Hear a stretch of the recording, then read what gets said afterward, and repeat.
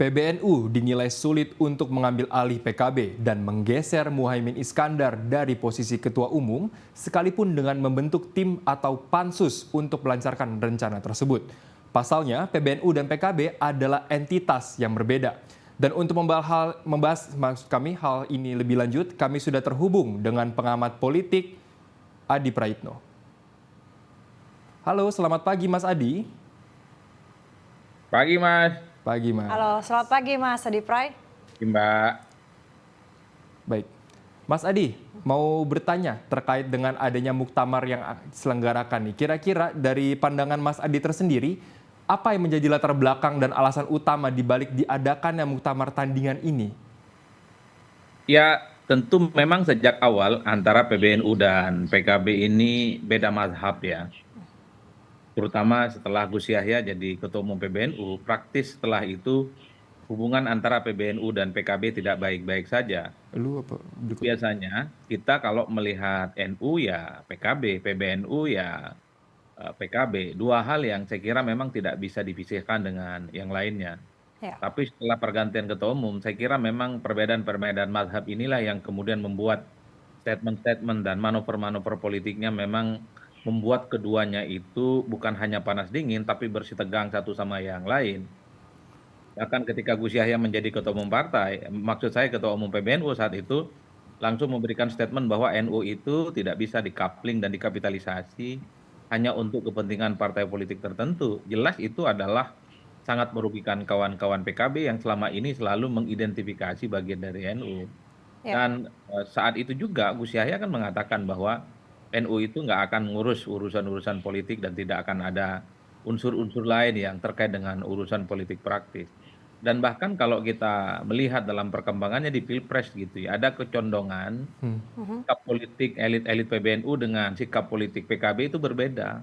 Nah itu yang saya kira memang menjadi titik kulminasi di mana hubungan antara PBNU dan kemudian kawan-kawan PKB itu panas hingga saat ini. Tentu kalau kita tambahkan lagi titik kulminasinya setelah ada pansus haji yang saya kira ini kan sebagai bagian untuk menelusuri soal dugaan-dugaan penyelenggaraan haji yang dinilai tidak sesuai dengan ketentuan-ketentuan yang memang selama ini selalu menjadi sorotan.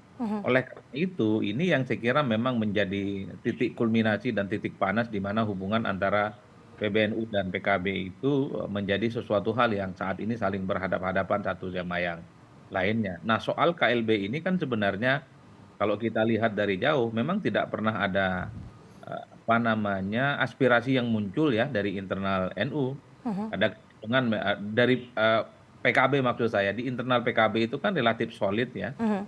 Pengurus ataupun kadernya per hari ini semuanya menyatakan tegak lurus dan samikna wa ta'na dengan Gus Muhaimin Iskandar. Jadi KLB ini adalah pihak-pihak yang outsider sepertinya, bukan lagi PKB dan mencoba untuk membuat muktamar tandingan yang saya kira per hari ini itu menjadi perdebatan cukup panjang. Baik, Mas Ade Pray, kalau tadi Mas Ade menyebutkan bahwa ini antara PBNU dan PKB adanya perbedaan mazhab. Jika memang muktamar tandingan ini betul dilaksanakan, apakah bisa dikatakan legitimate mengingat PBNU di bawah Undang-Undang Ormas sementara PKB di bawah Undang-Undang Parpol?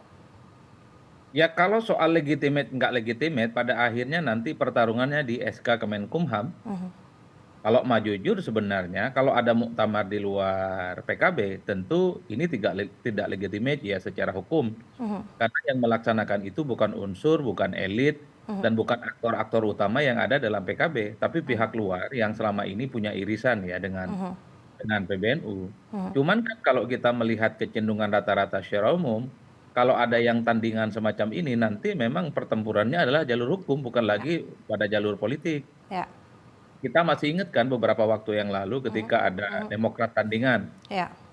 Yang saya kira memang itu panjang sekali pertempurannya. Beberapa kali misalnya ada sengketa di jalur hukum yang kemudian membuat AHY itu sekitar hampir setahun setengah ya berlepas lega untuk mengklaim bahwa Partai Demokrat pihaknya lah yang kemudian paling sah dan paling diakui oleh undang-undang. Oleh karena itu memang kalau nanti ada muktamar tandingan versi PKB yang lain tentu saja yang tidak legitimate itu pasti panjang ceritanya ini. Karena memang perebutannya adalah soal bagaimana legalitas secara hukum, bukan lagi soal politik. Kalau soal politik ya saya kira memang orang akan mengatakan PKB yang sah adalah PKB yang saat ini, Ya. hasil muktamar yang Bali ya. Tapi kalau betul ini terjadi dalam waktu dekat pasti pertarungannya soal SK Kemenkumham, kemudian di pengadilan dan seterusnya dan seterusnya.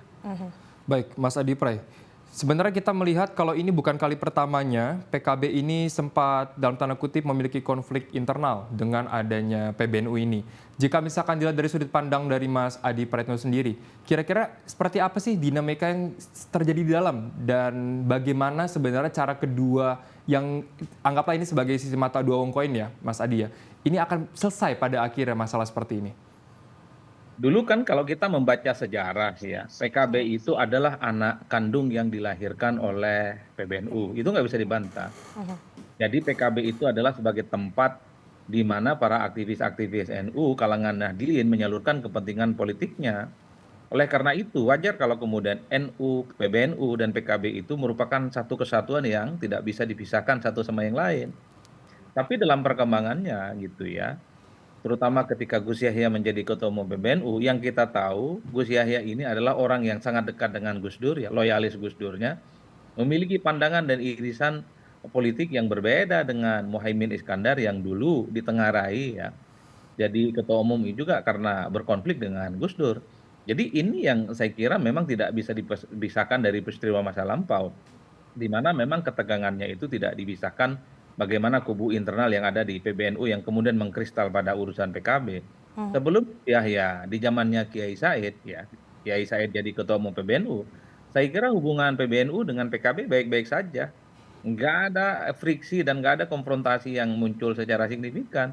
Di situ ada PBNU, disitulah PKB. Di mana ada PKB, disitulah PBNU. Itu yang disebut dengan 11-12.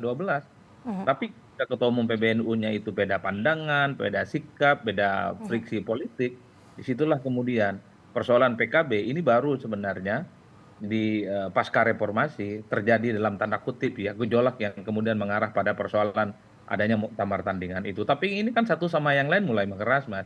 Kalau ada muktamar tandingan katanya mau dibubarkan itu sama apa namanya kawan-kawan PKB. Oleh karena itu ya kita tinggal tunggu apakah betul di awal bulan ini akan terjadi muktamar yang saya kira itu sedang dilihat betul ya. Apakah ini hanya sebatas statement-statement media kira-kira begitu sebagai balasan dari pansus haji yang ada di DPR misalnya. Karena apapun yang agresif menggalang soal kemungkinan pansus haji itu adalah kawan-kawan PKB kan salah satunya. Oleh karena itu saya khawatir gitu urusan pansus ini juga akan dibalas dalam tanda kutip dengan adanya muktamar tandingan yang kemudian akan terjadi dalam waktu dekat ini. Berarti bisa dikatakan bahwa pembentukan pansus haji oleh DPR yang diinisiasi oleh Muhaimin Iskandar ini artinya cara PKB untuk menyerang PBNU, begitu Mas Adi Pray? Ya kalau secara politik mungkin ke situ arahnya. Karena kalau memang PBNU dan PKB baik-baik saja, mestinya pansus ini bisa dikendalikan, bisa dinegosiasikan. Karena saya kira persoalan haji ini bukan hanya tahun ini, tahun-tahun sebelumnya juga persoalan haji juga semeraut kan, soal tenda, penyediaan makanan dan seterusnya dan seterusnya. Oleh karena itu, ketika hubungan antara PBNU dan PKB tidak baik-baik saja, tidak kondusif, wajar kalau kemudian pansus itu kemudian dibentuk, itu dianggap sebagai serangan balik kepada kubu PBNU yang notabene-nya PBNU itu adiknya adalah Menteri Agama gitu ya. Saya menduga urusan-urusan politik ini bisa merembet kemana-mana. Kemarin waktu muktamar misalnya PKB di Bali kan juga ada demonstrasi kan, yang saya kira sebagai salah satu bentuk protes.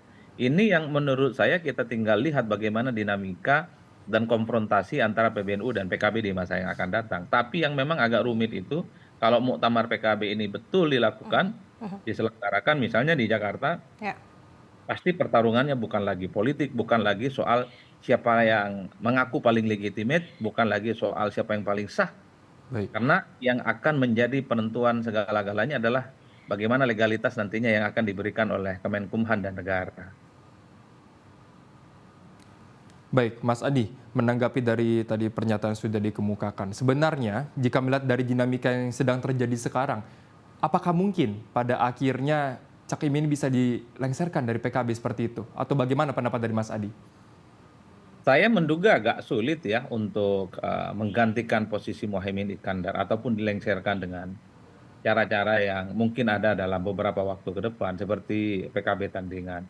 Karena dari segi internal PKB per hari ini, saya kira memang ketaatan dan kepatuhan ke Muhaimin Iskandar itu cukup luar biasa. Per hari ini belum ada kader di PKB ataupun elit-elit yang di PKB yang meminta adanya muktamar tandingan. Yang muncul wacana tentang muktamar tandingan ini adalah kawan-kawan yang dinilai bukan lagi kader PDIP, yang bukan lagi kader PKB maksud saya. Bukan lagi kader-kader yang selama ini sudah sah dia untuk mengajukan hak dan protesnya, tapi mereka yang sudah tidak memiliki akses apapun, sehingga wajar kalau kemudian muktamar PKB tandingan ini mendapatkan proses dan resistensi yang cukup luar biasa dari kawan-kawan PKB hari ini.